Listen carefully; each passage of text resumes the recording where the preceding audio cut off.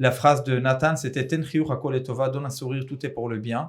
Voilà, être acteur, lever la tête, continuer, gagner le mal, amener le bien dans le monde. Cette Mechina, elle permet d'évoluer et elle permet aussi de changer, d'être une meilleure personne. C'est beaucoup de valeurs et vraiment on est toutes solidaires. S'il y en a une qui tombe, on va toutes tomber. S'il y en a une qui est derrière, on va la chercher, on laisse personne derrière nous. On avance ensemble et on réussira ensemble. Je voulais déjà m'intégrer à la vie israélienne et je me suis dit que ce programme-là, c'est celui qui était le plus adapté à mon choix de vie. Nous avons le plaisir d'accueillir des jeunes qui ont décidé de lier leur destin à Israël en pleine guerre. Alors oui, c'était prévu, mais quand même, ils auraient pu annuler leur voyage. Ils ont décidé, bien au contraire, de faire une préparation militaire auprès de Yehuda Salama, que vous connaissez bien. Et ils ont intégré la préparation militaire de Gourarié. Bonjour à tous. Bonjour. Bienvenue. Alors, on va commencer par les filles avec Sydney. Sydney Lévy, tu as 18 ans. Tu rêves de faire de la diplomatie. C'est ça. Et pour l'instant, tu rêves de faire l'armée. Ouais, exactement. Je suis venue pour ça, surtout. Moi, à la base, c'était pas dans mes projets. Quand j'étais jeune, je disais Israël, c'est pour le kiff. Il n'y a pas tout ça. Et sauf que depuis quelques années, je me vois vraiment vivre en Israël et nulle part ailleurs. Et après, je suis tombée sur le programme de Gourarié et c'était une révélation, c'était ça ou rien en fait. Je vais à tout prix faire l'armée et le programme, c'est parfait. Alors, vous êtes arrivé le 6 novembre. On va dire qu'on était en pleine guerre. La guerre m'a donné encore plus envie de venir. Nous, notre programme, il a été décalé. Et à Paris, on se sentait... à part les marches ou les manifestations pour les otages, pour les victimes, pour les gens décédés, on pouvait pas faire grand-chose. Et on voulait à tout prix venir aider, même faire du volontariat. Bon, ça n'a pas pu se faire, question de date, mais quand je suis arrivée dans le programme, c'était ma place. Je voulais à tout prix venir. Vraiment, limite le lendemain, je voulais être là et aider le plus possible à mon niveau. Alors, Yehuda, ce fameux 6 novembre, il y a eu un accueil phénoménal. C'est assez impressionnant, cette foule. Il y avait au moins une centaine de personnes pour les accueillir. On devait commencer le programme le 17 octobre. On a décalé de quelques semaines et je me suis dit... Et l'aéroport, il est vide ces jours-là. Ok, il n'y a pas beaucoup de gens à l'aéroport. Si dès qu'ils arrivent à l'aéroport, ils voient que tout est vide, comme ça, un peu rasera, ils rentrent période de guerre, ils comprennent qu'il n'y a personne un peu, et il faut les accueillir comme il faut. Alors, avec Michal Schlechter, qui travaille avec moi dans le programme, on a pris la décision d'envoyer dans tous les groupes WhatsApp qu'on connaît, français ou même israéliens, le 6 novembre à 8h du soir, il y a 30 jeunes qui viennent de France pour faire une Mechina Kdam Tzvait. Ça veut dire que dans 8 mois, ceux qui vont mettre les uniformes, ils vont se préparer. Les prochains soldats seuls, venez les accueillir avec toute la chaleur de Am Israël, la simcha, la joie et l'amour que Am Israël il s'est donné. Et les gens, ils sont venus, les plus que 100 personnes qu'il y avait là-bas. Moi, je les connais pas personnellement. Il y avait quelques anciens du programme et la plupart, j'ai entendu qu'il y a un chauffeur de bus de Petah Tikva qui, gratuitement, il a dit 50 places dans le bus, celui qui veut venir avec moi avec plaisir. Et voilà. Et je vais dire qu'un des jeunes, sa mère, elle a annulé sa participation à cause de la guerre. Et 2 semaines après, elle a envoyé, elle a dit, j'ai vu les vidéos, j'ai compris un peu et je te fais confiance, j'envoie mon fils en Israël, et c'est ça que je voulais qu'il voit. C'est exactement la bonne réponse. C'était incroyable, même nous de l'extérieur, de voir ces images, on a le cœur qui gonflé de joie et de fierté. Toi aussi, tu étais présent, bien que tu sois arrivé quelques jours avant, tu les as rejoints, ça a dû te faire un choc de voir ça, non? Ah oui, tout à fait. C'était un accueil que je ne voulais pas rater. Donc, j'ai été drôlement surpris par toutes ces personnes qui sont venus, qui ont dansé avec nous, qui ont fait la simcha, surtout qui ne nous connaissent pas. Et je me suis dit, waouh, c'est ça en fait, ce qui me manquait en fait. C'est ça le Am Israël. C'est ça que tu es venu chercher ici. Et c'est ça ce que je suis venu chercher. La solidarité entre juifs, elle est indescriptible. Et c'est ça en fait ce qui est la base du Am Israël.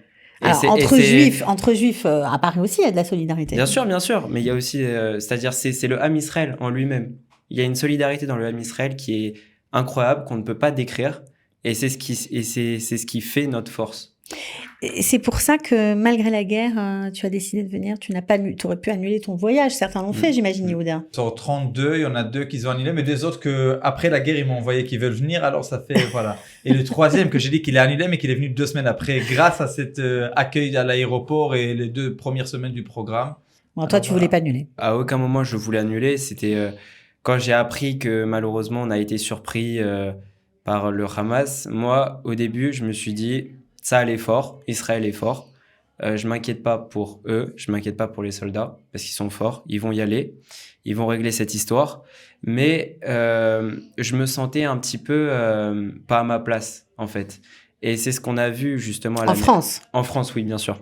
Et c'est ce Pourquoi? Eh bien, en fait, parce que je suis là, mais je suis que spectateur de la situation. J'étais là, j'étais devant ma télé et je pouvais rien faire. Et c'est pour ça que moi, j'étais à Paris et j'ai décidé de faire quelque chose. J'ai décidé justement d'être acteur. On a vu cette notion à la Mérina. Et d'être acteur de cette situation, d'aider, d'aller en Israël, quand bien même avec cette situation. Acteur de sa vie, quoi. Acteur du Ham Israël, Ouais. Prendre sa place ici. exactement.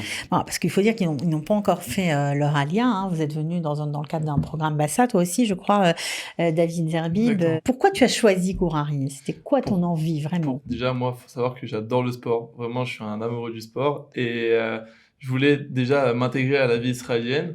Et je me suis dit que ce programme-là, parmi tous les autres programmes qui étaient proposés, c'était celui qui était le plus adapté à mon choix de vie et à ce que je voulais faire et ce que je voudrais faire. Et du coup, je me suis dit, c'est ce qu'il faut que je fasse. Et tous les autres programmes avec lesquels j'ai parlé, c'était pas trop ça. Il n'y avait pas la même alchimie que quand je parlais avec Yehuda qui me parlait de ce qu'il faisait à Gourarié. Alors, Et tu fais quoi? Combien d'heures de sport? Est-ce que vous vous baladez? Est-ce que vous découvrez le pays? On a les gros entraînements, c'est les lundis et les mercredis. C'est des entraînements qui peuvent durer entre 2 à 3 heures, voire 4 heures si le madrich veut dépasser le temps, ou Yehuda même. Mais après, un jour sur deux, pour, entre guillemets, se reposer, on fait des entraînements de 1 heure à 1 heure et demie, plus renforcement physique, avec moins de courses. Mais les entraînements, généralement, on va dans les dunes de sable, on fait beaucoup de sprints dedans, on court énormément. Et on fait aussi des srilotes, ramper. On rampe aussi beaucoup. Et voilà, c'est de très bons entraînements. Et même si on veut s'entraîner aussi à côté, il y a c'est une petite salle de sport de la yeshiva, si on veut s'entraîner en plus. Mais la vérité, les entraînements qu'ils nous font sont amplement suffisants. Bon, alors il y a beaucoup de choses hein, dans cette Mérina. Il y a de l'hébreu, il y a du sport, il y a des entraînements, il y a une préparation psychométrique pour ceux qui veulent rester. Bien sûr, et puis il y a du coaching aussi, on va peut-être en parler. Alors, Sydney, quand on te voit toute frêle, toute jolie comme ça, toi aussi tu veux être combattante comme eux? Ouais. Moi, depuis que je suis petite, c'est ça qui me plaît dans cette armée. Enfin, tout est important dans Hatzal, mais vraiment, c'est là où je trouve que j'ai ma place. On dirait T'as pas envie de comme te ça. battre. Oui, en fait, on dirait pas comme ça, mais depuis que je suis toute petite, je fais du sport beaucoup. J'ai un frère qui m'entraîne, du coup, j'ai baigné dans ce milieu-là. Mais on dirait pas comme ça, mais je tiens le coup. Tu tiens le coup, Yoda? Oui, parmi les premières. C'est vrai. Alors, il y a beaucoup de choses hein, qui s'est passé depuis que tu organises ces groupes. Malheureusement, il y a aussi des jeunes qui sont partis parce que voilà, ils ont intégré l'armée et puis ils ont été combattants et ils ont perdu leur vie. Je pense notamment à Nathan Liard cette année qui a participé dès le début aux combats qui ont eu lieu le 7 octobre. Comment on arrive à continuer à donner de la force à tous ces jeunes? Comment, avec des drames pareils? Alors, c'est vrai que c'est pas facile, en sachant qu'il y a beaucoup des Kouarés qui sont maintenant sur le front. Et normalement, oui, jusqu'à maintenant, c'est 9 ans de programme. Et bon, on les entraîne, ils font l'armée. L'armée, c'est une période dans la vie. On fait les 1 an et demi en tant que volontaire ou 3 ans, celui qui fait l'ALIA. Il n'y a pas toujours la guerre. Et bah, au Hachem, oui, la plupart finissent et continuent leur vie et restent en Israël et tout. Mais quand arrive un moment de guerre comme ça, et voilà, c'est un peu dur à vivre en sachant qu'il y a beaucoup des anciens qui sont sur le front maintenant. Et voilà, de continuer à enseigner, à préparer des jeunes en sachant que dans 8 mois, c'est eux qui vont mettre les uniformes, ok? Maintenant, je veux dire, ces jeunes-là, ils le savent. Et ils sont là pour ça. Alors, moi, il me reste qu'à les entraîner pour qu'ils vont être les meilleurs soldats pour les Ham Israël, qui la force vient de eux.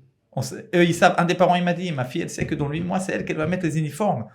Alors voilà, je dis à la fin, c'est comme Marie l'a dit un peu, à la fin, on fait partie de Am Israël qui commence, voilà, il y a le roi David et tous ces armées qu'il y avait à l'époque. Moi, quand j'ai mis les uniformes, je me rappelle, j'ai eu des frissons et je dis, maintenant, c'est mon tour de faire partie de ça. En Bezrat Hashem, que tout le monde va revenir en bonne santé.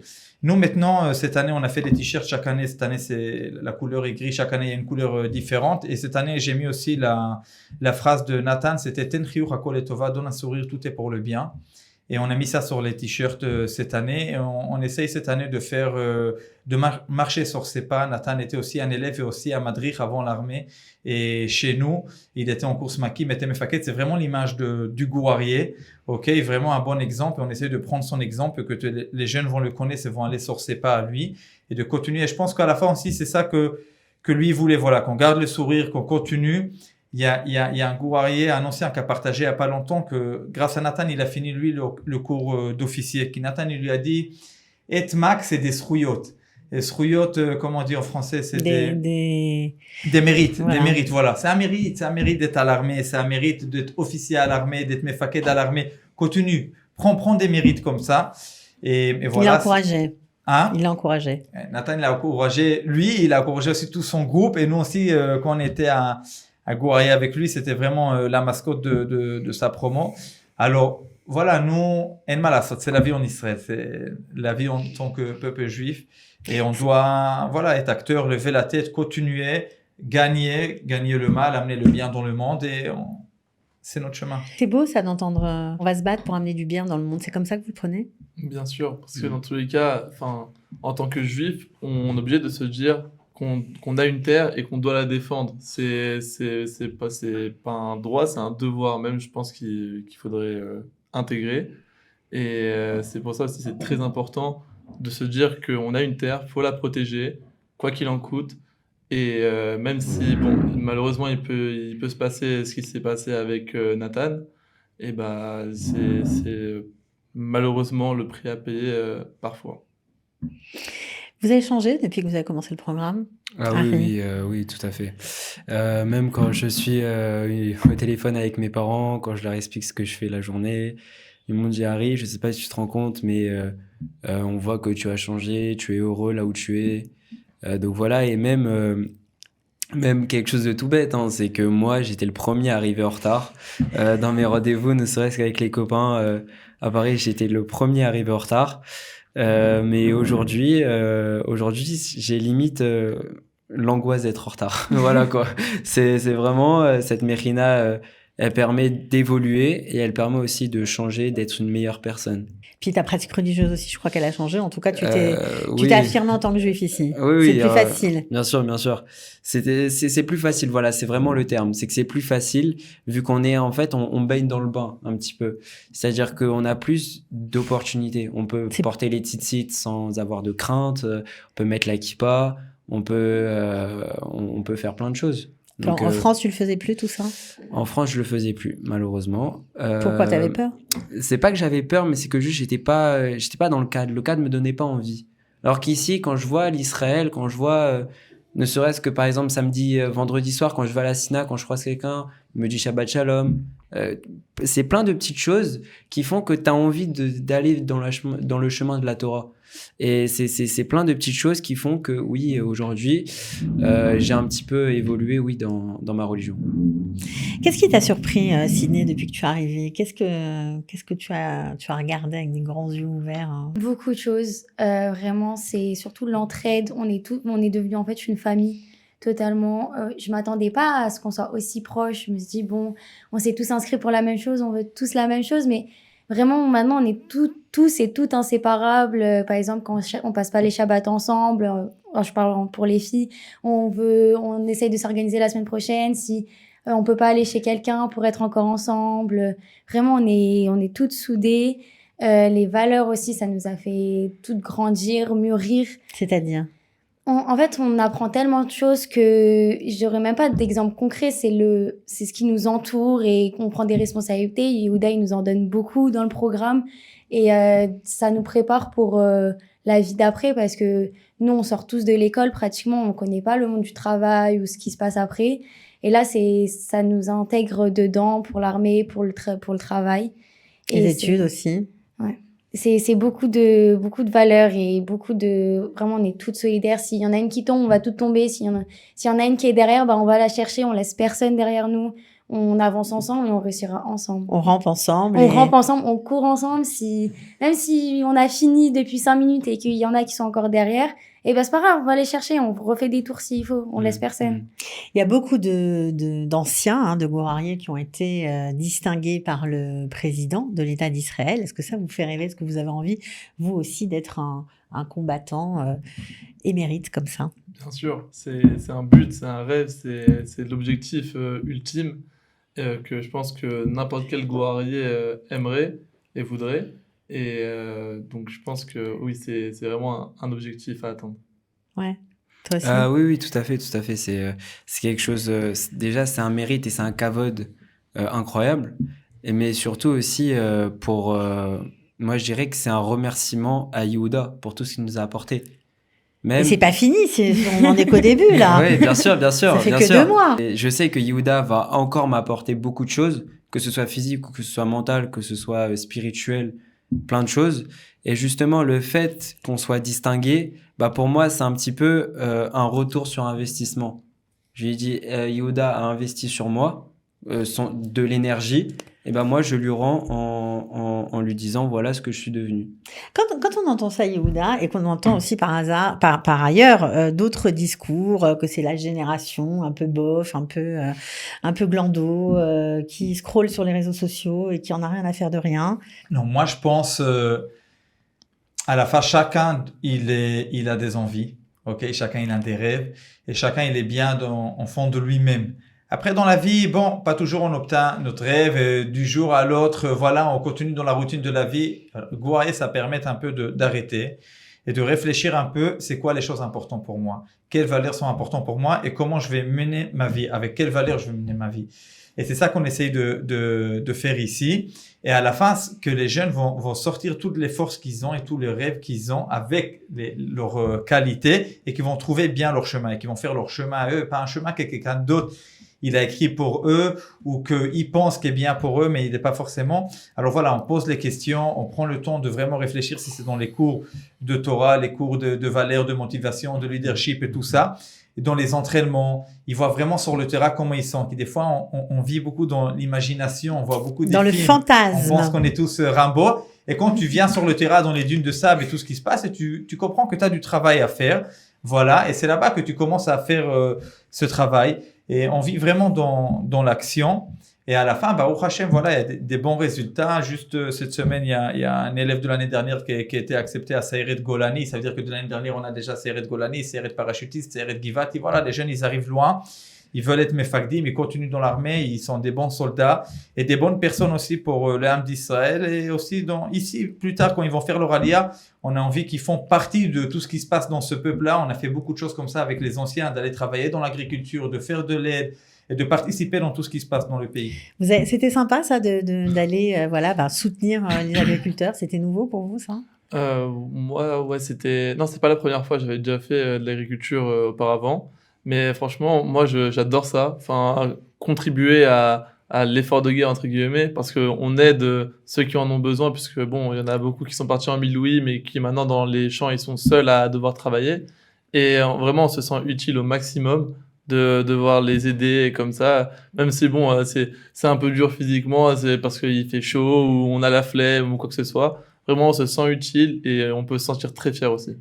Toi aussi, c'était comme ça? Ah oui, surtout que lorsqu'on travaillait justement dans les champs, un jour... Vous avez ramassé quoi? On a ramassé des oranges. Ok. Voilà, et on croise quelqu'un, et c'était une personne âgée de 80 ans, bénévole, et elle était là, elle travaillait dans les champs, et j'ai dit, waouh, j'ai dit encore une fois, c'est ça en fait le Ham Israël, encore une fois, c'est ne serait-ce que ce soit du bénévolat, ou que ce soit des gens qui viennent...